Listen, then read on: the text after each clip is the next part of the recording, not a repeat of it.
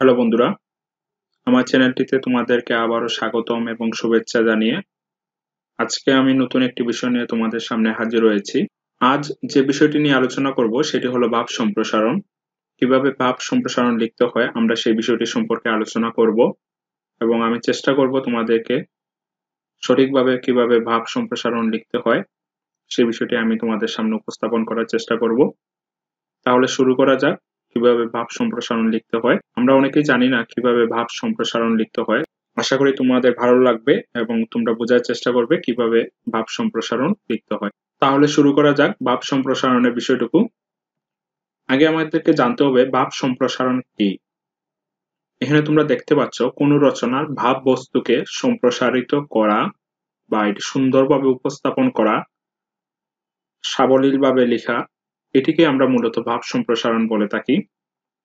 এটি হলো ভাব সম্প্রসারণের মূল যে বিষয়বস্তু এবং কিভাবে লিখতে হয়, সম্প্রসারিত করে সুন্দরভাবে উপস্থাপন করাটাকেই মূলত ভাব সম্প্রসারণ বলা হয়ে থাকে। আমরা ভাব সম্প্রসারণের মধ্যে যে বিষয়টুকু লিখব না সেটি হলো পাঠ্যবইয়ের মধ্যে আমরা দেখতে পাই মূল ভাব দিয়ে ভাব সম্প্রসারণ শুরু হয়, তারপর সম্প্রসারিত ভাব, মন্তব্য বা উপসংহার এইভাবে লেখা থাকে।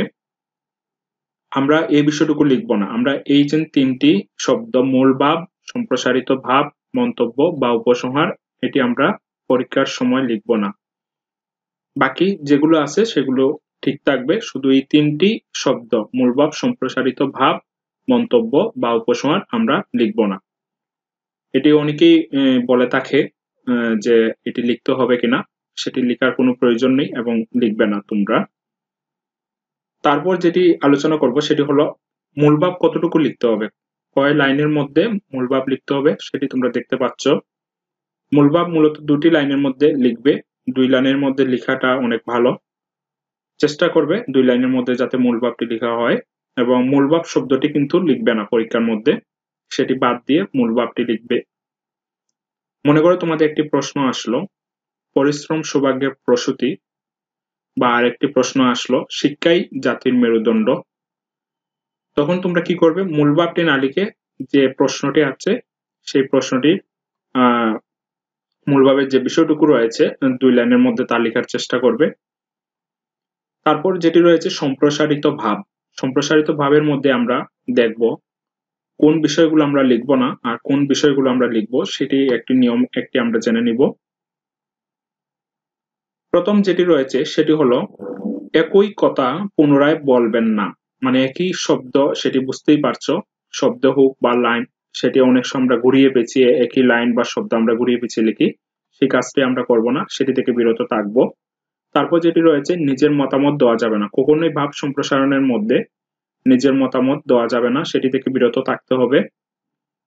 3 নম্বর যেটি রয়েছে লেখকের উদ্দেশ্য বা মতামত নিজের মতো দেওয়া যাবে না। একজন লেখক তিনি কি উদ্দেশ্যে লিখেছেন বা তার নিজের কি মতামত দিয়ে তিনি লিখেছেন, সেটি যদি আমরা নিজের মতো করে বা নিজের মতামত বা উদ্দেশ্য দিয়ে যদি সেটি লিখি তাহলে সেটি ঠিক হবে না, সেটি কিন্তু গ্রহণযোগ্য নয়। কারণ তোমার মতের সাথে লেখকের মতের অনেক অমিল থাকতে পারে, বা লেখক যে উদ্দেশ্যে বুঝিয়েছেন তুমি হয়তোবা সেটি সে উদ্দেশ্য লিখনি, তাহলে সেটি থেকে আমরা বিরত থাকবো।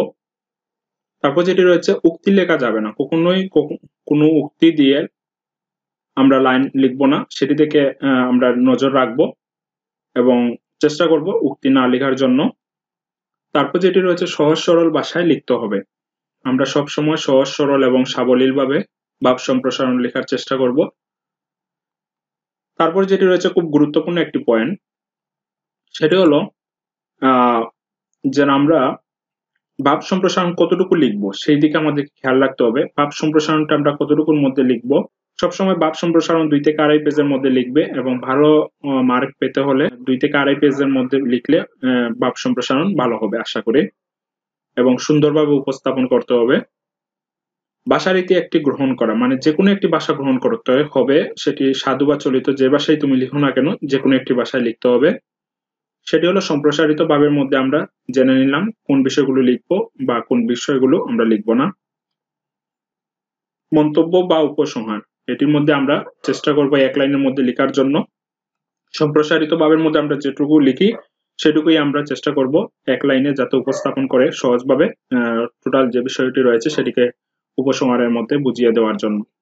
আমি আবার বলছি, আমরা মূল ভাব, সম্প্রসারিত ভাব এবং উপসংহার বা মন্তব্য যাই বলি না কেন সেগুলো আমরা পরীক্ষার মধ্যে লিখব না। আশা করি তোমরা এটি বুঝতে পেরেছো এই ভিডিও টিউটোরিয়াল। যদি তোমাদের এই ভিডিও টিউটোরিয়াল ভালো লাগে থাকে অবশ্যই আমার চ্যানেলটিতে সাবস্ক্রাইব করবে, লাইক দিবে, শেয়ার করবে এবং তোমাদের শেয়ারের মাধ্যমে হয়তো আরেকজন বন্ধু উপকৃত হতে পারে। ভালো থাকবে, সুস্থ থাকবে। ধন্যবাদ সবাইকে।